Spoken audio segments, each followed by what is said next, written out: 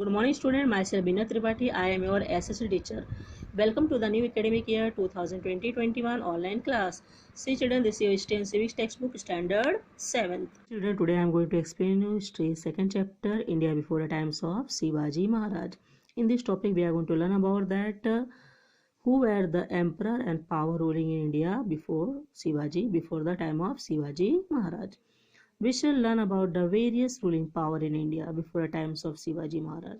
In this lesson, various ruling power existed in India during that period. That means who are the emperors are there, who are the ruling power are there, how they came in the power, how they rule India, that we are going to discuss in this topic. Pal in the 8th century, that means was a famous dynasty in Bengal. See children, dynasty means what? That means a line of hereditary ruler of a country. Thus, or we can say that the series of a ruler who are from same family. The ruler who are coming same families are called dynasty. In central India, the Gujar Pratihar spread power spread up to Andhra, Kalinga, Vidarbha, West Kathiawar, Kanuj and Gujarat. Among the Rajput dynasty in North India, the Ghadwal and the Parma dynasty were also very important ones. Among Rajput, heard about it. That means children, you heard about that Prithviraj Chauhan. He was belonged to the Chauhan dynasty. He was a valiant king. Valiant king means courageous, showing the courage in the war. In the first war of Tarai, Prithviraj Chauhan had defeated Muhammad Ghori. In first war, Prithviraj Chauhan defeated the Muhammad Ghori, but after some time, in the second war of Tarai, Muhammad Ghori defeated Prithviraj Chauhan, and this way two-time war was took place at Tarai. Afterwards, Rajaraj I and Rajendra I belonging to the Chola dynasty in Tamil Nadu were also very eminent or famous. The Chola conquered the Maldives Islands and Sri Lanka using their naval strength. Naval means navy force. King Vishnuvardhan belonging to the Hoysal dynasty in Karnataka had conquered the whole of Karnataka. That means King Vishnuvardhan he captured whole of Karnataka under their control. During the reign of Govind III, that means when he was ruler of that Rajputa dynasty in Maharashtra, the Rajput power spread from Kanuj up to Rameshwar. Later, Krishna III conquered the region up to Allahabad. Now, see children, three dynasties of the Shilhars emerged in western Maharashtra. Which are they? One dynasty ruled over Thane and Raigad in North Konkan, the second in South Konkan, while the third dynasty ruled over some part of the present day, that means today, Kolhapur, Satara, Sangli and Belgaum district. So this way we can say about that three dynasties of the Shilhars emerged in western Maharashtra. The last prosperous power before the period of Shivaji Maharaj was that of the Yadavas. Prosperous means rich. The capital of Bilamfai of the Yadav dynasty was at Devgiri, that is near Aurangabad. It extended his rule beyond the river Krishna. Children, the Yadav period is considered to be the golden period of Marathi language, we can say the language and literature. It was in the period that Mahanubhav Pant and the Warkari movement was started, or we can say the emerged. So all these are that means different century, different power dynasty was ruled in India that we discuss here. Now see children, invasion from the northwest. Invasion means attacker. Who are the attackers are there? All other powers are there. How they came to India. Local dynasty like the Yadava and Rajputa ruled in Maharashtra, but who are the invader attacker from the northwest they conquered the local dynasty there and established their own power. In the meanwhile, the Arab power had emerged in Middle East. Arab ruler turned towards India to expand their empire. Now they are decided to expand their power India. The Arab general Muhammad bin Qasim, he attacked the Sindh provinces in the 8th century. On that time, there was a king, Dahir is ruling. That means Muhammad bin Qasim attacked on the Sindh province in the 8th century and he conquered the province of Sindh. Due to this campaign, the Arab came into political contact with India for the first time. by defeating the king Dahir. And in the period that by saying that Arab was captured the Sindh provinces, other other power also started to come to India. Which are the other powers are there? That is Turk, Afghan, and Mughals from Central Asia came to India and established their power here. In the 11th century, see the Turk began to invade India. That means Turk when they came to invade India in the 11th century. That means expanding their territory, they reached the northwestern frontier of India by expanding their power. Sultan Muhammad of Ghazni invaded India many times. He came to India so many times. He looted the rich temples. Plundered means looted the rich temples at Mathura, Vrindavan, Kanuj, and Somnath, and carried away enormous wealth with him. You know, children, we can say India is a golden bird, and on that time, that rich temples was very, very rich. That is Mathura, Vrindavan, Kanuj, and Somnath. In this place, he looted. Who looted? Sultan Muhammad of Ghazni. He was came to India, so he was coming India so many times came, and he looted all the wealth, and that means enormous wealth him, and carried away enormous wealth with him. Afterwards, the world famous enriched library was Nalanda University was burned down by Bakhtiyar Khalji, and this way it is also very, very important. And Sultanate in the north. Now we are going to learn about that Sultanate in the north. In 1175 CE and 1178 century CE, Sultan Muhammad of Gur from Afghanistan invaded India. He appointed Qutbuddin Aibak to look after the governance of the conquered territories in India. That means whatever which territories he was captured, to look that place, he appointed Qutbuddin Aibak. Later, after the death of Muhammad Ghuri in 1206 century, Aibak began to rule the Indian territory under his rule independently. That means when Muhammad Ghuri was found that Aibak have to rule territories under his control independently. Aibak, who was initially a slave, became the ruler of Delhi, and he died in 1210 century. Do you know? See, children, this is also very, very important. That means after Qutbuddin Aibak, Iltutmish, Razia, Balban, Alauddin Khilji, Muhammad bin Tughlaq, Firoz Tughlaq, Ibrahim Lodi, and other sultan ruled over India. Ibrahim Lodi was the last sultan. He made many enemies because of his peculiar temperament. That means his nature. That means he had lots of enemies because his relation with other rulers is not good. On that time when he was a sultan, who Ibrahim Lodi, Daulat Khan Lodi, governor of Punjab, invited Babur. That means Daulat Khan Lodi was the governor of Punjab. He invited Babur, the ruler of Kabul, to fight against the Ibrahim Lodi. Why? Because Daulat Khan Lodi and Ibrahim Lodi relation was not good. That means their relation was not good. Strain means what, children? That showing sign of nervous tension. That means their relation is not good between the Ibrahim Lodi and Daulat Khan Lodi. Babur defeated, afterwards Babur came to India. He defeated Ibrahim Lodi in the battle, and thus the Sultanate come to an end. So this way Sultanate of Delhi came to end in the north place. Now we are going to learn about that the kingdoms of Vijayanagar. During the reign means what? Rule of the Sultan Muhammad bin Tughlaq of Delhi. When Sultan Muhammad bin Tughlaq of Delhi was ruling in Delhi place, there were many revolts in the south. So many revolts against the central power of Delhi. From these revolts arose the formidable Vijayanagar and Bahmani kingdom. Two kingdom was formed on that time. One is Vijayanagar kingdom emerged, and second is Bahmani kingdom. The brother Harihar and Bukka from South India were Sardar in the service of the Delhi place. So Delhi Sultanate, taking advantage of the instability in the south during the reign of that Muhammad bin Tughlaq, they founded the kingdom of Vijayanagar in the south. When they saw that, because they both are the brother, who? Harihar and Bukka in the south place. When they saw that during the reign of the Muhammad bin Tughlaq, there was so much instability was there, he could not able to control his power, and because of that, they take the advantage of that, and they founded Vijayanagar kingdom in the south. In 1336 century, Hampi in today's Karnataka was the capital of this kingdom, and this way Harihar was the first king of Vijayanagar.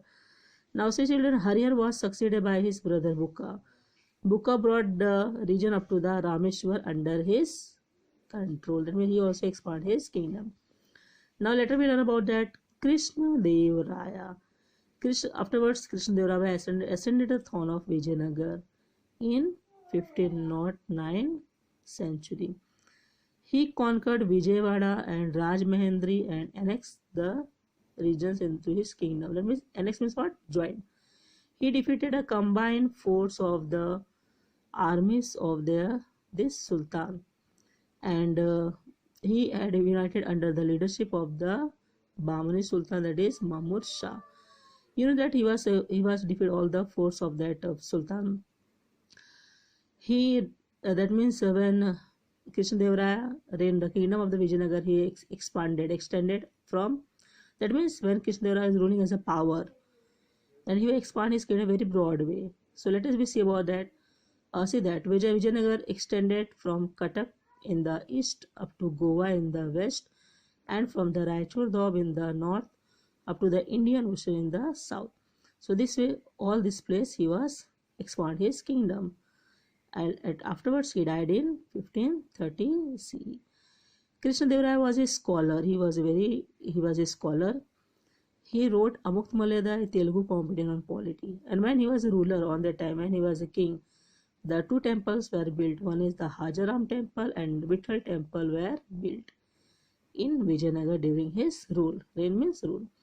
The decline of the Vijayanagar kingdom began with the death of Krishna Dev Raya. See that when Krishna Dev Raya was ruling, he was expanding his kingdom very broad. But after his death, Vijayanagar started to decline. In 1565 CE at Talaikot in the present state of Karnataka, you know children, there was a battle between Adil Shahi, Nizam Shahi, Qutub Shahi, Barish Shahi on one side. That means these all four power are one side and Vijayanagar alone on the other side.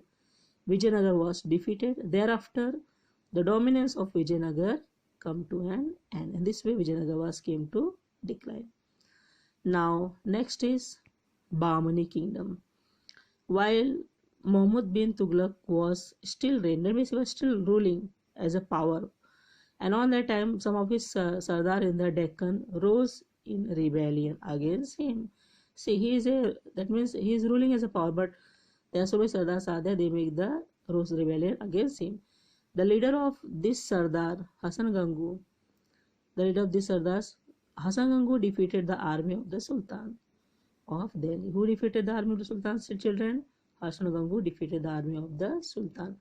And this way, a new kingdom known as Bahmani kingdom was existed or emerged. You can say about that.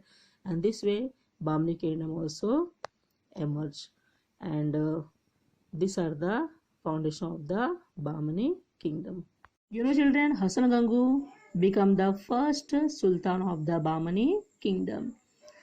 He made the city of Gulbarga in Karnataka his capital.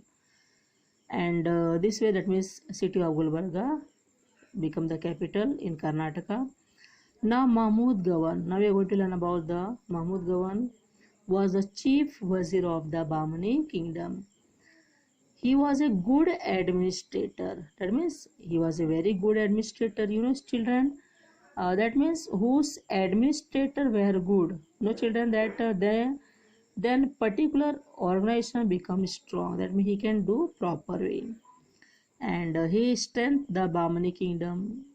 He started paying the soldier their salary in cash instead of through land grants.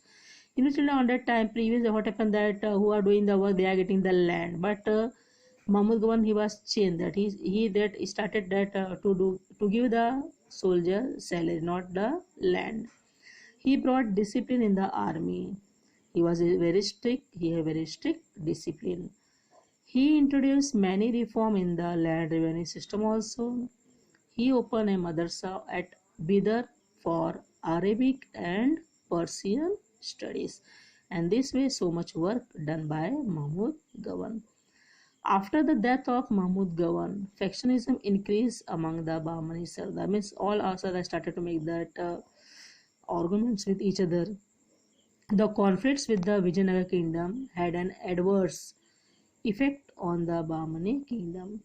And this way, what happened that a provincial governor began to act independently. That means they started to act independently, and this led in the disintegration of the Bahmani kingdom into 5 small parts. Previous it was one, but afterward it divided in five parts, 5 small parts, which are the Imad Shahi of Farhad, Badish Shahi of Bidar, Adil Shahi of Bijapur, Nizam Shahi of Ahmednagar, and Qutub Shahi of Golconda. So this way in see children, it was coming in the Mazhab following also in exam period. So it is you to read this proper way. That means it is very very important. So question will come that Bahmani kingdom divided in how many parts? So answer will be there are 5 parts. Which are they? So your answer will be there: Imad Shahi of Warhad, Barish Shahi of Bidar, Adil Shahi of Bijapur, Nizam Shahi of Ahmednagar, and Qutub Shahi of Golconda. So this way it was Bahmani was divided in 5 parts. Now see children, you to learn about the Mughals power. In 1526th century, see the Sultanate of Delhi came to an end. Mughal power was established there. That means in 1526, what happened that Ibrahim Lodi was the last Sultan of Sultanate of Delhi. That means Babur was came to India. Who was invited Babur? Daulat Khan Lodi was invited Babur. Babur was came to India, and between the Ibrahim Lodi and Babur, fight was took place, and in this fight Babur defeated the Ibrahim Lodi, and this way Ibrahim Lodi was defeated. Now see that Babur was the founder of Mughal power. Suppose question with the in exam come that who was the founder of Mughal power? What will you answer, student children? Babur was the founder of Mughal power.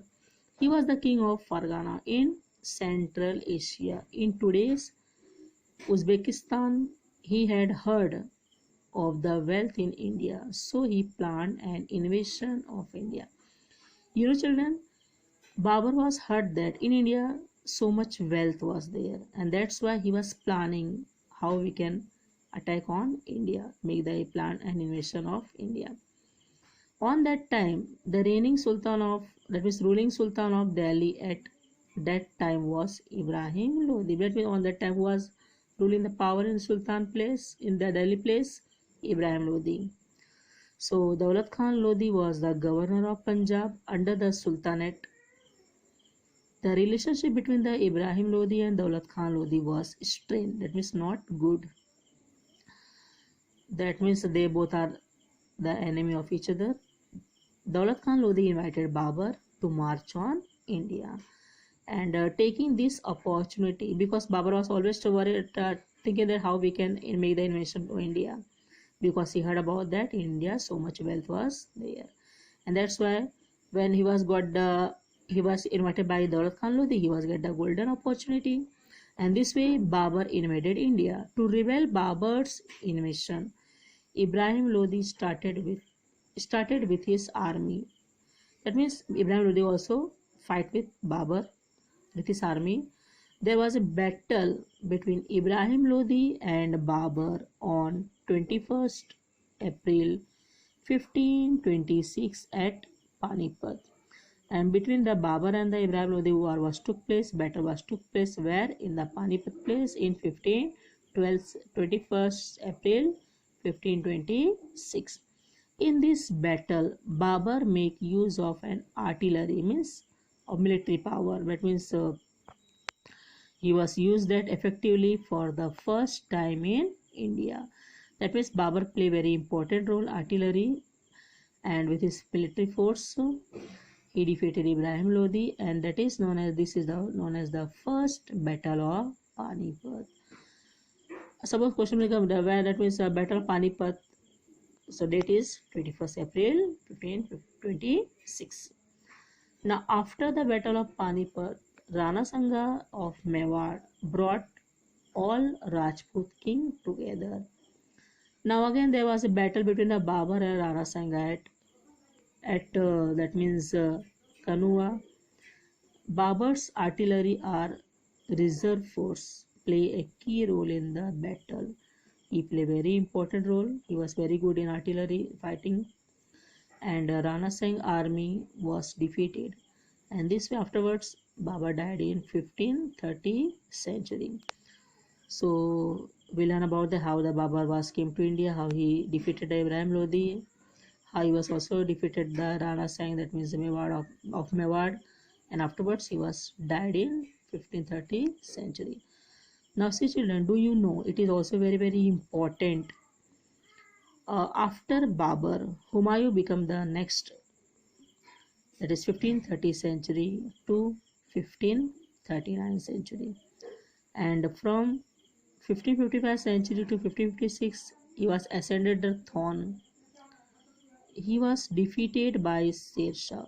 Who was defeated by Sher Shah, children? Humayun. Sher Shah established the Su dynasty on the throne of Delhi. After Humayun, that is after Humayun, okay, who became the next king or next emperor of Mughal power, that is Akbar. The period is 1556 century to 1605 century. Akbar ascended the throne. Again there was a battle between the Akbar and Hemu at Panipat in 1556 century. And you know children, this is the second battle of Panipat. First battle of Panipat between Babur and Ibrahim Lodi, and second battle of Panipat between Akbar and him. We should by heart this, so remember that, don't forget that. Okay. Now Akbar's ambition was to bring the whole of India under his control. What was the ambition of the Akbar was there? To bring India under one central authority. After Akbar, who became the next emperor of Mughal power, that is Jahangir. Period is 1605 century to 1628 century. Jahangir became the emperor during his rule. His wife Noorjahan play an active role in the administration. That means she is also very good administrator. She also look very beautiful, very intelligent. Who? Noorjahan, wife of Jahangir. Jahangir was followed by Shah Jahan, 1628 century to 1658 century as the emperor. Now after Jahangir, who became the next? Shah Jahan. The next emperor after Shah Jahan who become that? Aurangzeb. The period is 1658 century to 1707 century. That means this way it was taken. Aurangzeb take for a very long time. After his death, the Mughal Empire became weak. And this way, these all are the Mughals power. How the Mughals, one by one generation to other generation, how they rule the power in India. You know children, Akbar was the most powerful king of the Mughal dynasty. Suppose question will come in the exam, who was the most powerful king of the Mughal dynasty? What will be the answer? Akbar. When he tried to bring India under his central authority, on that time he had to face so much opposition party. That means so many rulers are against with Akbar. Who are they? The names I mentioned here. See that Maharana Pratap, Chand Bibi, Rani Durgavati, they struggle very against him, means against Akbar. Their struggles is noteworthy. Their struggle is also very noteworthy. Now we have to learn about that Maharana Pratap. You know, after the death of Uday Singh, Maharana Pratap ascended the throne of Mewad, and this way he continued the struggle with for Mewad independence. Who? Maharana Pratap. So Mewad plays for independence of Mewad. That means Maharana Pratap, he will try very hard till the very end. He struggled with Akbar to maintain his independence. He has become immortal in history due to his qualities. Means we can't forget immortals because of his quality of valor, courage, self-respect, sacrifice, etc. And this way Maharana Pratap play very important role to, and till end he was make Mewar as a independence. Means Mewar was not come under Akbar control. Now we can learn about that Chand Bibi. The Mughals attack Ahmednagar, that is the capital of Nizam Shah kingdom in 1595 century. The Mughal army put the fort of Ahmednagar under siege. The Chand Bibi, the capable daughter of Hussein Nizam Shah of Ahmednagar. See children, Chand Bibi was the capable means very talented, very capable daughter of Hussein Nizam Shah of Ahmednagar. She bravely defended the fort. At this time, there was an internal strife. Means all over the Sardars are there between them.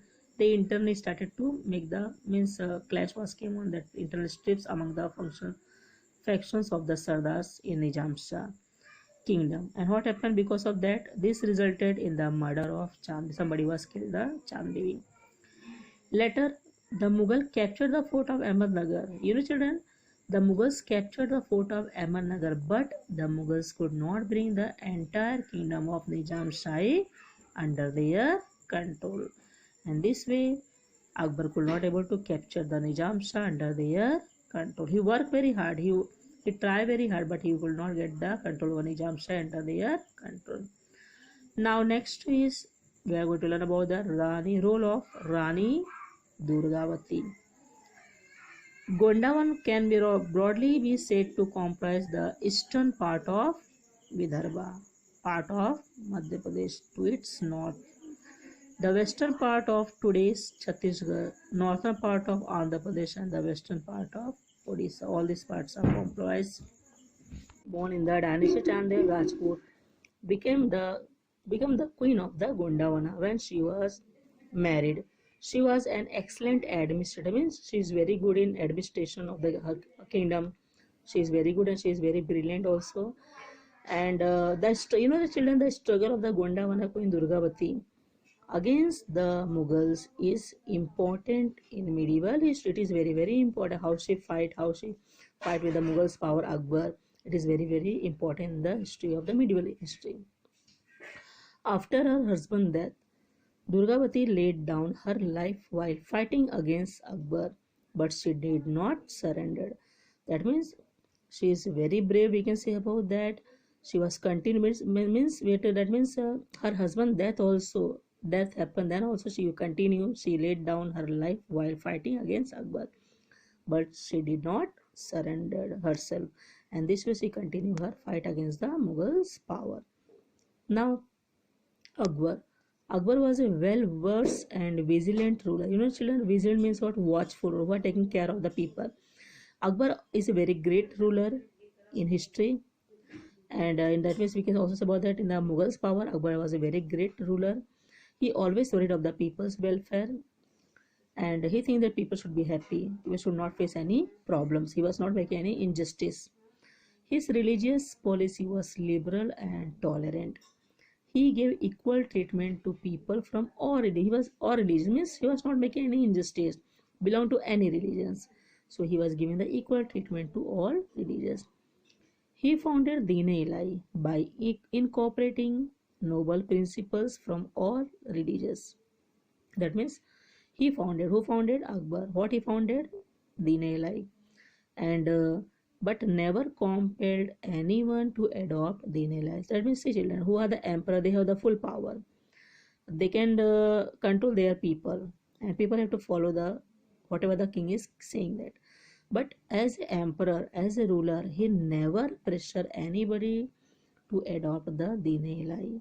And this, by seeing that, you can understand that how that he was a very great ruler in history of the medieval. That was the Mughals' power. In that means in the Mughals' power. And this way it is very important. He never pressure anybody to adopt Deen-e-Ilahi. Now, see children, Aurangzeb. Aurangzeb won the war of succession amongst other son of Shah Jahan. So Aurangzeb was he was succeeded, that means he was got a success, he was defeated his brother, and Aurangzeb, son of Shah Jahan, and became the emperor by detaining his own father, who is father of Aurangzeb, Shah Jahan, in 1658 CE. Dara Sukha, the elder son of Shah Jahan. You know, children, Shah Jahan elder son name is Dara Sukha. That elder son of Shah Jahan was famous for religious tolerance. Why he is famous? Because of religious tolerance. He translated, you know, children, he translated more than 50 Upanishads in Persian languages, and that's why he is very, we can say about that, famous. And when Aurangzeb become the emperor at that time, but that means when Aurangzeb become the ruler or become the emperor in the Mughals power, at that time the Mughal empire extended, means he was expand, you know, king role. What was the role of the king? To expand his kingdom very broad way and to defeat the other power, other ruler. And this way when Aurangzeb became the ruler, or we can say the emperor, he expanded empire, extended from Kashmir in the north up to Ahmednagar in the south, and from Kabul in the west and up to the Bengal in the east. And this way all these four directions he was expanding his kingdom. To this, Aurangzeb also added Assam in the east and region of the Adil Shahi of Bijapur in the south and Qutub Shahi of Golconda. So all this place also he was expanded his kingdom, extended his kingdom after he ended this kingdom. And this way when Emperor Aurangzeb was there, he expanded his kingdom very broad way. And this way he also very, that means Aurangzeb also expand his kingdom very broad way. Children, I am going to explain you conflicts with the Ohms. In the 13th century CE, the people of the Shan community settled down in the valley of river Brahmaputra. That means but these people are not belong to India country. They came in India, that is 13th century CE. These people are Shan community, and they came to the near the valley river Brahmaputra. They settled here permanently. After that, they established their kingdom, and there they were locally known as Ohms people. Afterward, they are famous name of the Ohms people. Now, afterwards, while Aurangzeb ruled, the Ohms had a prolonged struggle with the Mughals. That's when they struggled very hard. The Mughals attacked the Ohms region. The Ohms united under the leadership of Gadar. So on that time, Ohms are getting the help with the Gadar. So that is when they are united under leadership of the Gadar Singh. Now, say children, Commander Lachit Borphukan gave an intense battle against the Mughals. The Ohms used the guerrilla technique. You know, children, guerrilla technique means what? Surprise attack. We can also say about that a member of a small army that fight a large, stronger force. And because of that, it became impossible for the Mughals to create a strong base in Assam. That means Mughals are not able to create a strong base in Assam, and they are not able to defeat the Ohms peoples. Now, next is conflicts with the Sikh. That is ninth Guru of the Sikh, that is Guru Tega Bahadur.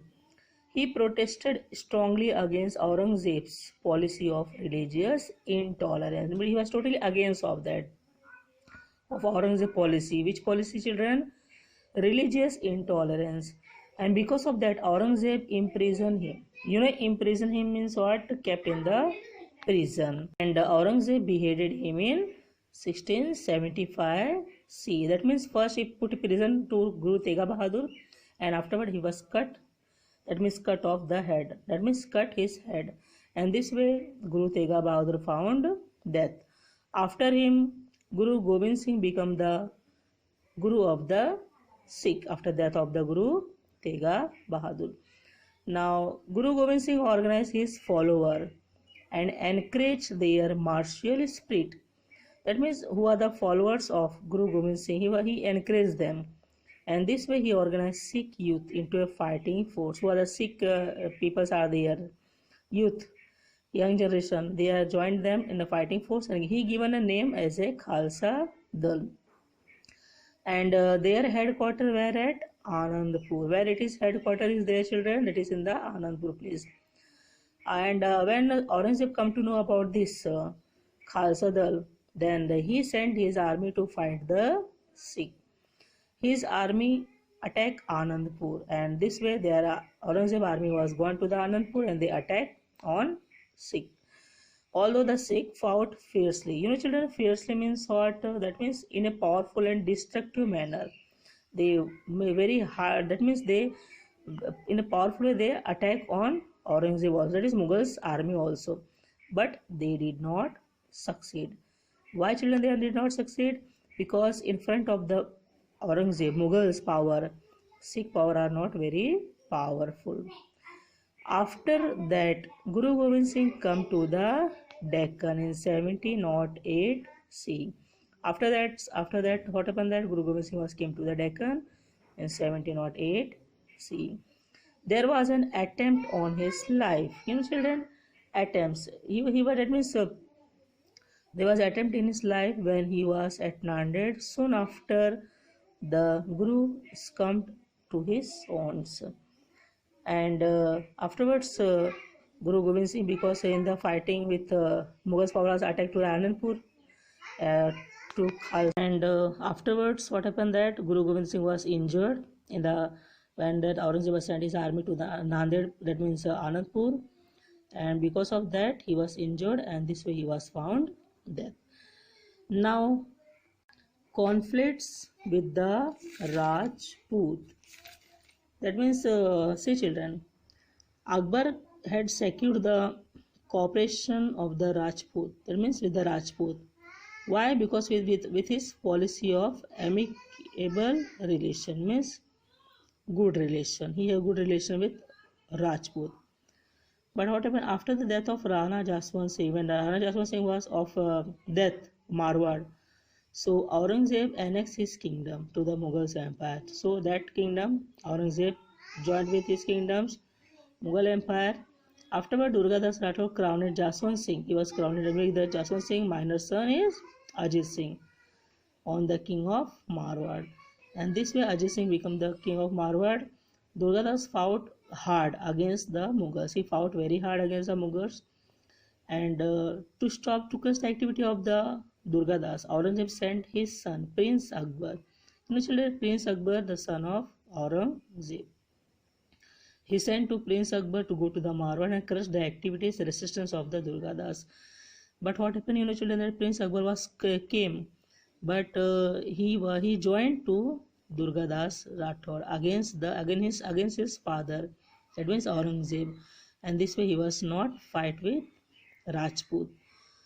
And efforts was made to seek help from the Marathas in Maharashtra. In this result, Durgadas Rathore continued the struggle against the Mughals for the existence of Marwar. He continued struggle. He will not stop struggle. Who? Durgadas against the Mughals and make Marwar as a independent. Existence means what, children? Independence. Now next, conflicts with the Marathas. Children, in Maharashtra, Swaraj was established under the leadership of Shivaji Maharaj. When Shivaji Maharaj was ruling as a power, Shivaji Maharaj was founded the Swaraj. In his efforts to establish Swaraj, Shivaji Maharaj had to fight the Mughals too long with the other enemies. That means Shivaji Maharaj, that means enemies, Mughals, as well as other enemy also there. So Shivaji Maharaj had to fight with them. Afterwards, Aurangzeb come to the Deccan, down to the Deccan after the death of Chhatrapati Shivaji Maharaj. Well, he think that now Chhatrapati Shivaji Maharaj was found dead. Now, with the intention of conquering the whole of South India, Aurangzeb came down to the Deccan place, and this way. But what happened that his dream was unsuccessful. Why? Because the Marathas offered stiff resistance to Aurangzeb and defended. Marathas are fought with Aurangzeb and defeated to Aurangzeb. That means simple way, Aurangzeb's dream was unsuccessful. He could not able to capture the south place under his South India under his control, because his intention was there to conquer the whole of South India. That it was not successful. The dream is unsuccessful. Now, next topic we are going to learn about, and we shall study the struggle later on, how the struggle was continued later on, that we are going to discuss next topic. Now, see children, this lesson you have to read twice, proper way.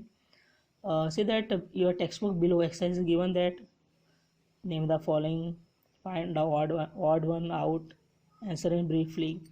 So, and just like write short notes in brief about Krishna Dev Raya, Chand Baby and Rani Durgavati, and give reason and complete the following table. All this you have to do. It is assignment to you from me, children. This is my assignment. I hope that you can understood this lesson proper way. Thank you.